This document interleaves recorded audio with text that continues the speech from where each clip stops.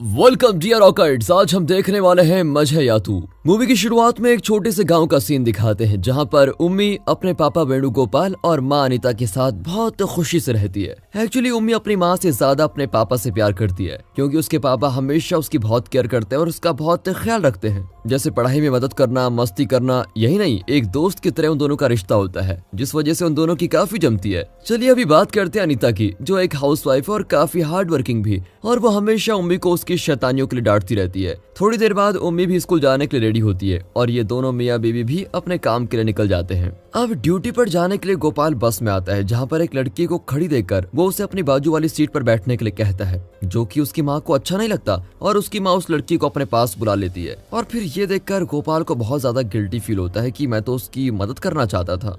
अगले दिन हम कॉलेज का एक सीन देखते हैं जहाँ पर अनीता की फ्रेंड सुमा लड़कियों पर हो रहे अत्याचार पे एक स्पीच दे रही होती है और अनीता भी वहाँ पर मौजूद होती है। तभी उसे गोपाल कॉल करता है और वो सुमा से मिलकर गोपाल के साथ वहाँ से चली जाती है। अब दोनों एक बड़ी सी शॉप पर पहुँचते हैं जहाँ हमें पता चलता है कि आज उम्मी का बर्थडे है, जिसके बर्थडे का सारा सामान लेने के लिए ही ये दोनों यहाँ पर आए हैं। घर पहुंचने के बाद वो उम्मी का बहुत धूमधाम से बर्थडे सेलिब्रेट करते हैं और इस तरह पूरी फैमिली बड़ी खुश होती है और पार्टी एंजॉय करते हैं। अब अगली सुबह फटाफट तैयार होकर उम्मी अपने पापा के साथ स्कूल जाने के लिए निकलती है। अब बस में बैठने के बाद जब उसकी सहेली उससे कहती है कि तुम्हारी माँ तुम्हें छोड़ने क्यों नहीं आती, इसके जवाब में उम्मी कहती है कि मेरे पापा मुझसे बहुत प्यार करते हैं जिस वजह से वो हमेशा मुझे छोड़ने के लिए आते हैं। अब दिन बीत जाता है और रात का समय आता है जहाँ अनीता और गोपाल सोने जा रहे होते हैं, लेकिन तभी वहाँ पर उम्मी आ जाती है और जबरदस्ती अपने पापा की साइड सोने की जिद करती है। अनीता के बहुत समझाने के बाद भी उम्मी वहाँ से जाती नहीं है और जिद पकड़कर वहीं सो जाती है। अब अगले सीन में हम गोपाल को देखते हैं जो अपने ऑफिस में काम कर रहा होता है।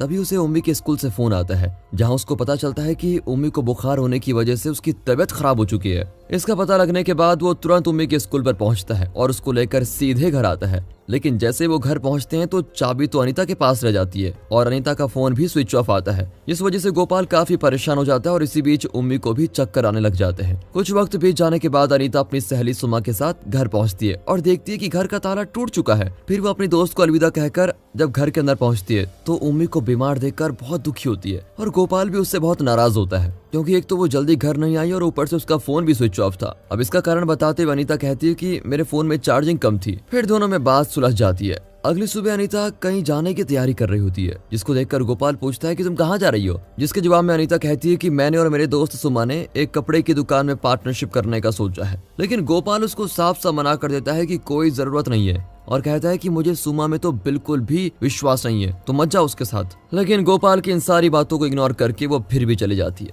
इसके बाद वो और सुमा एक चीफ गेस्ट द्वारा अपनी शॉप की ओपनिंग करते हैं जहाँ काफी लोगों की शॉपिंग के लिए भीड़ हो जाती है। अब वहाँ से आने के बाद जब शाम को अनीता घर पहुँचती है तो घर पर ताला लगा होता है क्योंकि गोपाल अपने बेटे के साथ अब तक घर नहीं पहुंचा और नए ताले की चाबी उसी के पास है। और फिर बहुत देर बाद जब गोपाल उम्मी के साथ घर नहीं आता तो अनीता अपने दोस्त को कॉल करके उसे वापस बुला लेती है और वहां से चली जाती है। इसके बाद बहुत वक्त बीत जाता है और अब अनीता गोपाल का रिश्ता भी काफी बिखर गया है और इस वजह से वो दोनों अलग अलग रहने लगते हैं। इसी बीच उम्मी भी कुछ दिनों के लिए स्कूल वेकेशन पर चली जाती है और गोपाल अनीता अपने अपने काम में बिजी हो जाते हैं और यहाँ तक कि दोनों गाड़ियां भी ले लेते हैं। इसी बीच उम्मी अपनी कहानी सुनाती है कि उसकी माँ के बिना मन नहीं लगता और वो खुद भी अकेलेपन में जी रही है। और इसी बीच गोपाल को भी दारू पीने की आदत लग जाती है और वो भी अकेला अकेला सा रहने लगता है। अब एक दिन उन्हें पता चलता है कि उम्मी अपनी वेकेशन से वापस आने वाली है, इसलिए वो दोनों उसको लेने के लिए स्कूल पहुंचते हैं और अपनी बेटी से मिलते हैं। उम्मी भी अपने माँ बाप को देखकर बहुत खुश होती है, जिसके बाद वो प्रिंसिपल से मुलाकात करते हैं जहाँ प्रिंसिपल उन दोनों के खराब रिश्ते के कारण उन्हें मिस लीजा से मिलने के लिए कहते हैं। लेकिन जैसे मिस लीजा उन दोनों से बात कर रही होती है तभी गोपाल को बहुत गुस्सा आ जाता है और वो वहाँ से अपनी बेटी को लेकर निकल जाता है। दोनों के रिश्ते खराब हो जाते हैं और वो अपनी अपनी कार में बैठकर घर के लिए निकलते हैं कि तभी गलती से अनीता का रास्ते में एक्सीडेंट हो जाता है। लेकिन इस बात का अंदाजा गोपाल को नहीं होता और वो अपनी कार को लेकर बहुत आगे चला जाता है। अब अपनी माँ को न देखकर उम्मी बड़ी परेशान रहती है और उसको कॉल करती है। तभी एक लेडीज उसका कॉल रिसीव करके बताती है कि तुम्हारी माँ को हॉस्पिटल में एडमिट किया गया है, तुम जल्दी अपने पापा के साथ यहाँ पर पहुँचो। इसके बाद ये दोनों हॉस्पिटल जाते हैं जहाँ उसकी देखभाल करने के लिए अनीता की दोस्त सुमा आ जाती है। अब गोपाल वहाँ रुके बिना अपनी बेटी को लेकर घर वापस आ जाता है। जब वो कमरे में आते हैं तभी गोपाल की नजर उम्मी के बेड पर पड़ती है जिस पर खून लगा है, जिससे गोपाल को पता चल जाता है कि उम्मी के पीरियड्स शुरू हो गए हैं, जिसकी खबर वो अनीता को देता है। इसके बाद अनीता हॉस्पिटल से डिस्चार्ज होकर अपनी दोस्त सुमा के साथ आती है और उम्मी को सैनिटरी पैड्स देकर समझाती है कि तुम अब बड़ी हो गई हो, तुम्हें बचपना छोड़ना होगा। उसी रात एक तरफ अनीता और गोपाल अपने कमरे में सो रहे होते हैं और दूसरी तरफ उम्मी पढ़ाई कर रही होती है, लेकिन जैसे ही बिजली कड़कने की आवाज आती है उम्मी डर के मारे अपने पापा के पास जाके सो जाती है। अब ये देखकर अनीता को अच्छा नहीं लगता और वो फिर से उसे अपने कमरे में सोने के लिए भेज देती है, लेकिन ये गोपाल फिर से उम्मी के कमरे में उसके साथ सोने के लिए चला जाता है। अनीता को फिर बहुत बुरा लगता है, लेकिन वो बेचारी सब कुछ सह रही होती है।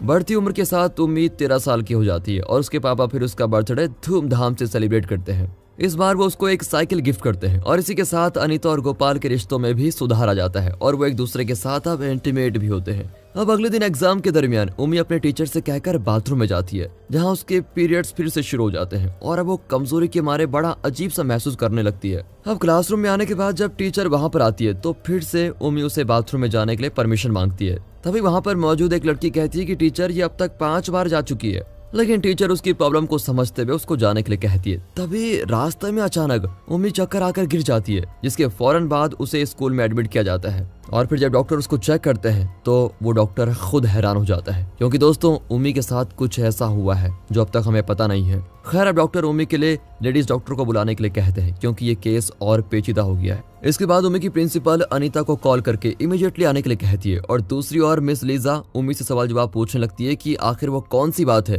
जो तुम इन सबसे छुपा रही हो, लेकिन बदले में उम्मी कुछ नहीं बोलती और अपने पापा से मिलने की जिद करती है। थोड़ी देर बाद अनीता भी स्कूल में पहुंच जाती है और वहां आने के बाद प्रिंसिपल उसको कुछ ऐसा बताती है जिससे उसके होश उड़ जाते हैं और वो जैसे ही सामने अपनी बेटी को देखती है तो उसे उस पर बहुत गुस्सा आता है और वो उसे मर जाने के लिए कहती है। अब दोस्तों ये एक सस्पेंस है, क्योंकि अब तक हमें पता नहीं चला कि आखिर उम्मी के साथ हुआ क्या है। अब इसी परेशानी से निपटने के लिए प्रिंसिपल सारे स्टाफ मेंबर्स को एक साथ मीटिंग करने के लिए बुलाते हैं, जहां हमें इस मूवी का सबसे बड़ा सस्पेंस पता चलता है कि उम्मी के जिस्म के साथ छेड़खानी हुई है, यानी किसी ने उसका रेप कर दिया है, जिस बात की जानकारी खुद उम्मी को भी नहीं है। अब सारे टीचर उम्मी के ऊपर सवाल उठाने लगते हैं, लेकिन प्रिंसिपल उन सबको इस मैटर को शांति से हैंडल करने के लिए कहती है। तभी हम उम्मी को देखते हैं जो अपने पापा को डर के मारे कॉल करने की कोशिश कर रही है कि तभी वहाँ टीचर आकर उसको रोक लेती है, जिस वजह से स्कूल में बहुत बड़ा हंगामा हो जाता है। थोड़ी देर बाद वहाँ गोपाल भी पहुँचता है, जिसे मिस लीजा बताती है कि जब हमने तुम्हारी बेटी की तबीयत को खराब देखा और उसे ट्रीटमेंट के लिए भेजा तो पता चला कि तुम्हारी बेटी प्रेग्नेंट है। ये सुनकर तो वो शॉक हो जाता है और रोने लगता है। इसी बीच उसी स्कूल का एक स्टाफ चुपके से उसकी फोटो निकाल लेता है। अब इस बात की सच्चाई जानने के लिए गोपाल प्रिंसिपल रूम में घुसता है, जिसके बाद वहाँ के सारे टीचर उसे जबरदस्ती पकड़कर घर भेज देते हैं। बाद में हमें उसी स्टाफ को दिखाते हैं जिसने गोपाल की चुपके से फोटो ली थी। इसके बाद वो उस फोटो पर अश्लील टाइटल डालकर उसे वायरल करवा देता है कि गोपाल ने ही अपनी बेटी का बलात्कार किया। अब गोपाल को देखते हैं जो गुस्से से घर की तरफ जा रहा है, तभी वो अपने मोबाइल पर वही फोटो देखता है जो उस स्टाफ ने वायरल करवा दी है और ये देखकर तो गोपाल के होश उड़ जाते हैं और उसको झटका भी लगता है। अब वो अपने एक दोस्त नारायण से मिलता है और वो दोनों क्लब में जाकर बैठते हैं, जहां नारायण और अनीता की बात होती है, जिसमें अनीता कहती है कि आपने जो सुना वो सच है। अब क्लब में बैठे सारे लोग गोपाल की तरफ गुस्से से देखने लगते हैं, जिससे गिल्टी फील होकर वो गुस्से से वहां से निकल जाता है और सीधे उम्मी की टीचर लीजा से मिलने की कोशिश करता है, लेकिन प्रिंसिपल मैडम नारायण को कॉल करके वहां पर बुलाती है और गोपाल को वहां से ले जाने के लिए कहती है। अब फिर से गोपाल नारायण के साथ उसी बार में जाता है जहाँ कुछ लोगों के साथ उसका झगड़ा हो जाता है और उसे वहां से भी निकाल दिया जाता है।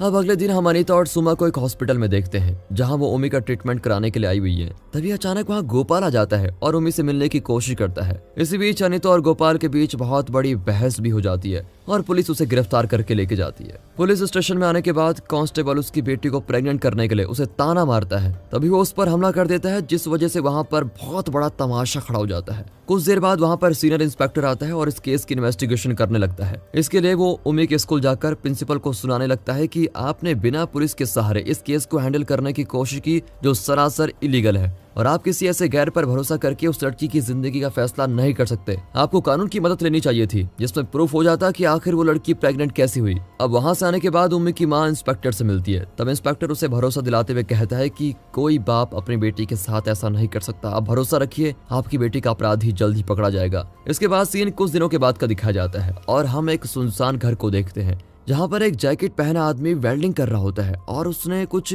ऐसी चीज बनाई है जिससे इंसान की बॉडी को जला जा सके। तभी हमारी नजर पड़ती है वहाँ पर किडनैप किए गए एक शख्स के ऊपर। तभी वो जैकेट पहना आदमी उसके पास आता है और मोबाइल से उसे उम्मी की तस्वीर दिखाता है। तभी कुछ तस्वीरें फ्लैशबैक की दिखाई जाती है, जहाँ हमें पता चलता है कि ये किडनैप किया गया आदमी और कोई नहीं, वही स्कूल का स्टाफ है जिसने गोपाल की तस्वीरें ली थी और उन्हें वायरल कर दिया था। इस वजह से लोग गोपाल को ही अपनी बेटी का रेपिस्ट मानने लगे थे। इस वजह से बेचारे की फैमिली को बहुत बेइज्जती सहनी पड़ी थी। और यही नहीं, उस जैकेट वाले आदमी का भी चेहरा सामने आता है और ये कोई और नहीं बल्कि गोपाल ही है, जिसने अपना बदला पूरा करने के लिए उसको पकड़ के रखा हुआ है। अब गोपाल उससे कहता है कि मेरी बेटी ने जब मुझे तुम्हारा नाम बताया कि तुमने उसके साथ ये नीच हरकत की है, तो उसी दिन मैंने ठान लिया था कि मैं तुम्हें जान से मार दूंगा। इसके बदले में अपराधी कहता है कि मैं सरेंडर करने के लिए रेडी हूँ, तुम मुझे कोई सी भी सजा दे दो लेकिन मुझे जान से मत मारो। लेकिन इस अपराधी ने उसकी बेटी का रेप किया था, जिस वजह से उसको बहुत तकलीफ हुई थी। इसलिए गोपाल उस पर दया न करते हुए उसे उस गैस चैम्बर के जरिए जलाकर जान से मार देता है। इसको देखकर तो सभी की रूह कांप जाती है। अब अपनी बेटी के बदले का प्रतिशोध लेने के बाद गोपाल उस मरे हुए स्टाफ की राख बाहर किसी बड़े नाले में बहा देता है और जाते जाते एक लाइन कह जाता है कि माँ का मतलब होता है सच और बाप का मतलब भरोसा। और इसी मेमोरेबल डायलॉग के साथ इस मूवी का दी एंड। तो दोस्तों एक बात तो क्लियर हो गई है कि गोपाल अपनी बेटी का आरोपी नहीं था, बल्कि बहुत ही होशियारी से उसे इस जाल में फंसाया गया था। लेकिन गोपाल ने भी बड़े अक्लमंद के साथ